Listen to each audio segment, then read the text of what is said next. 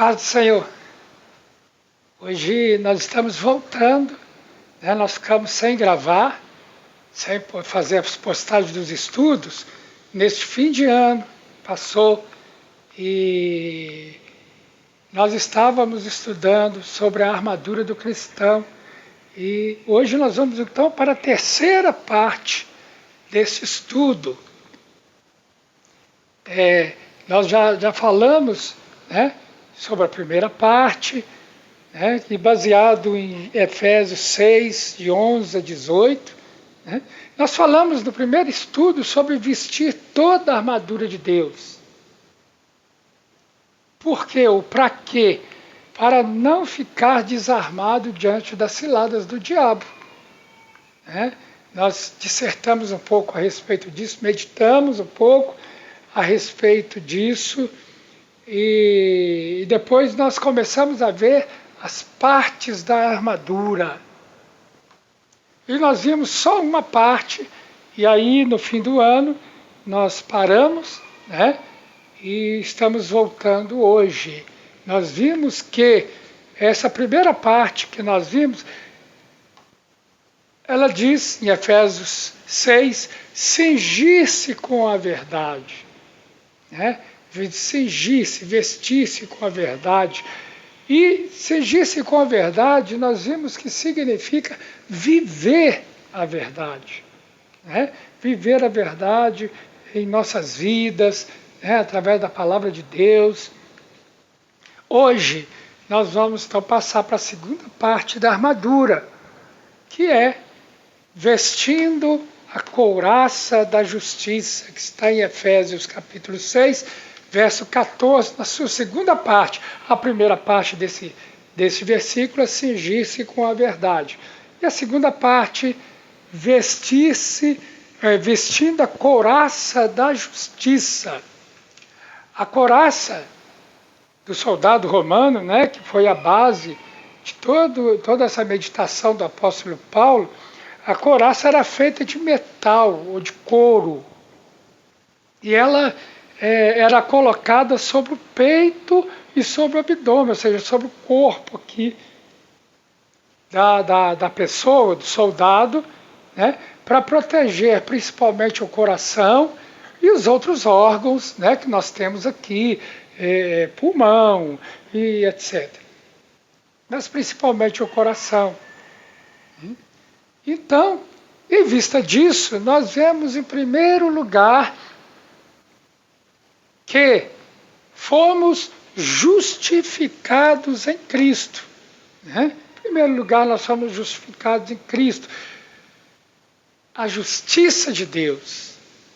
Jesus é a justiça de Deus. E mais do que isso, a justiça de Deus se cumpriu em Jesus na cruz. Ele se fez nossa justiça. Ou seja, quando ele pagou pelos nossos pecados na cruz, quando ele assumiu os nossos pecados lá na cruz do Calvário, ali a justiça de Deus estava se cumprindo, estava sendo feita. Por isso que nós dizemos que a justiça de Deus se cumpriu em Jesus na cruz. Lembra que no início do ministério de Jesus, quando ele, no Rio Jordão, ele se apresenta a João Batista, ele desce as águas para ser batizado pelo profeta João Batista. E João, então, olhando para Jesus, reconhecendo nele aquele que tinha sido prometido, reconhecendo nele o Cordeiro de Deus, que veio para tirar o pecado do mundo. João Batista já tinha declarado isso aos seus discípulos, quando batizando as pessoas ali no Rio Jordão, e de repente Jesus se aproxima e ele aponta para Jesus e diz: eis o Cordeiro de Deus que tira o pecado do mundo. Mas Jesus desce até as águas e se dispõe a ser batizado por João.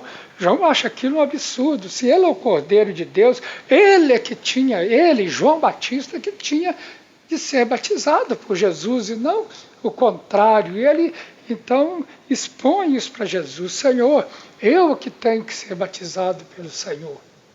E Jesus, na sua resposta, ele fala: João, deixa por agora, deixa por enquanto, João, Porque importa que toda a justiça de Deus seja satisfeita, ou seja cumprida. Por que Jesus disse isso? Porque ali ele começou a cumprir a justiça de Deus pelos nossos pecados, para que ele fosse a nossa justiça, para que a justiça de Deus pudesse se cumprir em Jesus, lá na cruz, na verdade, durante todo o seu ministério, né? Jesus teve que se identificar conosco, ele teve que se identificar conosco em todas as coisas. Nas nossas dúvidas, no nosso sofrimento, na nossa dor, na nossa alegria. Né? Por isso que a palavra de Deus diz que Jesus foi tentado em todas as coisas. Ele foi tentado como nós somos tentados, mas sem pecado. Ele não pecou. Por isso, ele é a nossa justiça. Por isso, nós somos justificados nele. Por isso, essa armadura, né, tem essa parte que protege aqui o corpo, protege o coração. Numa analogia da justiça de Deus, que é Jesus. Lá na cruz, a justiça de Deus se cumpriu cabalmente em Jesus. Mas tem o outro lado também. Tem o outro lado. O livro de Provérbios diz: sobre tudo o que se deve guardar, guarde o coração, porque dele procedem as fontes da vida. Guarde o coração, aí é o nosso lado. Né? Sobre tudo o que você deve guardar, guarde o seu coração. Porque é dele que procede as fontes da vida. Que o diabo mais ataca em nós é o coração, sabe? O diabo trabalha na nossa mente, ataca o nosso coração. Ele trabalha na nossa mente para nos influenciar. E ele ataca o nosso coração para que venha sofrimento, para que nós tenhamos dores, né? Por isso nós precisamos guardar também o coração. Não somente precisamos guardar o coração, nós precisamos proteger o nosso coração contra as setas inflamadas do maligno, diz a palavra de Deus. E que setas são essas? São as setas da mágoa, as setas da injustiça, as setas da amargura. A palavra de Deus diz que não haja em nós nenhuma raiz de amargura que venha nos fazer desviar. As setas da inveja, as setas da vingança e por aí afora, são tantas setas das quais nós somos alvos como cristãos. Por isso que Provérbios diz sobre tudo que você precisa guardar, guarde o seu coração, para que estas setas não atinjam você.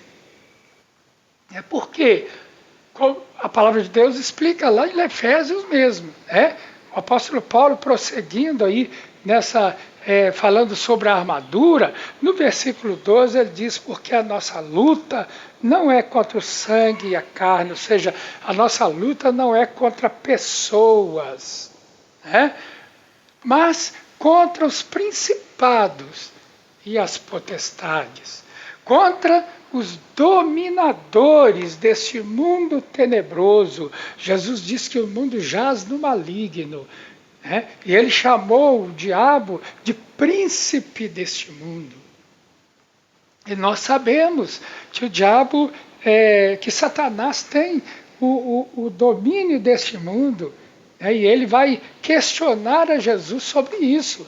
E ele diz para Jesus: olha, porque eu recebi esse domínio, eu dou a quem eu quiser. Quando ele está durante a tentação de Jesus no deserto, após 40 dias e 40 noites de jejum, né? E de quem ele recebeu essa autoridade, esse domínio sobre o mundo? Ele recebeu do próprio ser humano, através de Adão e Eva, quando pecaram, quando desobedeceram a Deus lá no jardim do Éden. Então, a nossa luta é contra os dominadores deste mundo tenebroso, contra as forças espirituais do mal, que estão nas regiões celestiais, estão nesse ambiente, né? Estão nesse ambiente que nós vivemos. Quando o inimigo fere o nosso coração, irmão, nós sofremos. Por isso que a palavra de Deus manda que guardemos o nosso coração dessas coisas, de mágoa, de vingança, de amargura, falta de perdão, né? Por isso nós precisamos estar protegidos. Por quê? Pela justiça de Deus, através do Espírito Santo.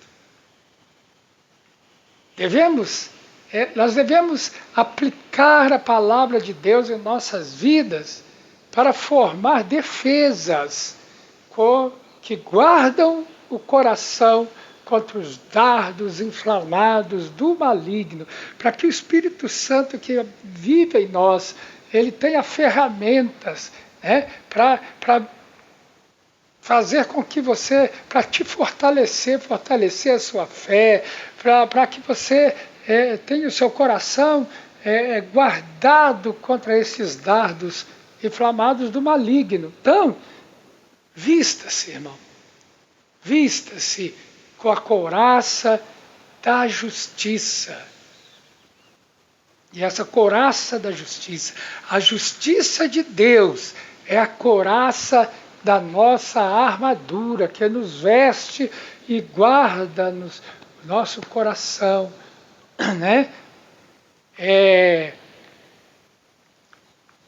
Essa é a couraça da justiça. A justiça de Deus, Jesus Cristo, que se deu a si mesmo por nós, lá na cruz do Calvário, para nos justificar perante o Pai. Ele é a nossa justiça, Jesus é a sua justiça, irmão. Sempre que vem alguma coisa contra você, mesmo que quando vem, né, alguma injustiça, alguma coisa, algum irmão magoado que não te perdoa, defenda-se com a justiça de Deus. Se recolha à justiça de Deus, a Jesus Cristo, sabe? A Jesus Cristo, e diz: Senhor, eu preciso da tua justiça, eu preciso de Jesus na minha vida. Eu preciso de Jesus para fazer com que eu perdoe meu irmão. Eu preciso de Jesus para que não haja mágoa no meu coração. Eu preciso de Jesus para liberar perdão e para pedir perdão também. Eu preciso de Jesus, você precisa de Jesus. Ele é a nossa justiça, Ele é a sua justiça, é Ele quem nos justifica diante do Pai. É Ele é o nosso advogado, diz a palavra de Deus, que intercede por mim e por você todos os dias diante do Pai. É Jesus. Então, meu irmão, essa é a nossa justiça. Hoje nós ficamos por aqui, né? No próximo estudo, se o Senhor assim o permitir, nós vamos calçar o calçado com a preparação do Evangelho da Paz. É a próxima parte da armadura. E então eu quero falar para você que está nos visitando, que visita esse canal hoje, você que pela primeira vez está assistindo a este vídeo, né? Você que talvez tenha até nos acompanhado esse tempo todo, e eu sei que tem pessoas assim, eu conheço algumas, e que tem nos dado assim um retorno, né? Você que ainda não teve a oportunidade de abrir os seus lábios, sabe? Reconhecer que você é um pecador e que precisa da justiça de Deus através de Jesus, e crer que Jesus morreu por você na cruz. Eu quero te ajudar a fazer esta oração, sabe? Para que você também possa experimentar esta justiça maravilhosa, a certeza de que você vai para o céu. Eu quero que você repita comigo esta oração. Diga assim: Senhor Jesus, eu reconheço que sou um pecador. Eu sei que eu vivi uma vida afastada do Senhor, apesar de ser uma pessoa religiosa, apesar de ir à igreja, né? Mas eu sou pecador. Eu quero ser salvo, Jesus. Por isso, nesse instante, eu entrego ao Senhor a minha vida. Eu reconheço ao Senhor como meu Salvador. Eu creio que o Senhor morreu na cruz para perdoar os meus pecados. E é isso que eu te peço, Jesus, perdoa meu pecado. Dê-me o Espírito Santo, Senhor, porque eu quero,